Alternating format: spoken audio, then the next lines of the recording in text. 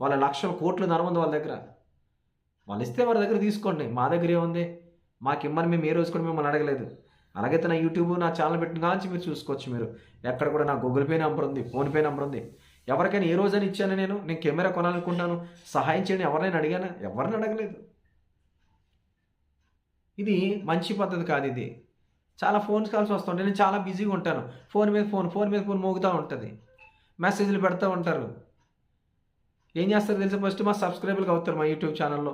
సబ్స్క్రైబర్‌గా వచ్చి అక్కడ ఒక మెసేజ్ పెట్టి, బ్రదర్ మీ వాక్యాలు చాలా బాగుంటాయి. మీ వాక్యం ద్వారా మేము చాలా బలపడ్డాం. దేవుడే మీతో మాట్లాడతాడు. మేము కాదు మాట్లాడేది. ఎప్పుడు కూడా మీ నుంచి మేమేమి ఆశించట్లేదు. మీరు మాకు సహాయాలు కావాలని. ఇలా మమ్మల్ని వేధించొద్దు. అర్థం చేసుకునే దయతో మీ అందరికి కూడా నేను ప్రేమపూర్వకంగా మనవి చేస్తున్నాను. అవసరమైతే నన్ను మీ మీటింగ్‌లకి పిలవకపోయినా పర్లేదు గానీ, మా మీటింగ్‌లకి మీరు రండి, తీసుకురండి అని, మా ఇంటికొస్తే మీరేం చేస్తారు? మీ ఇంటికొస్తే మేమేమిస్తాం?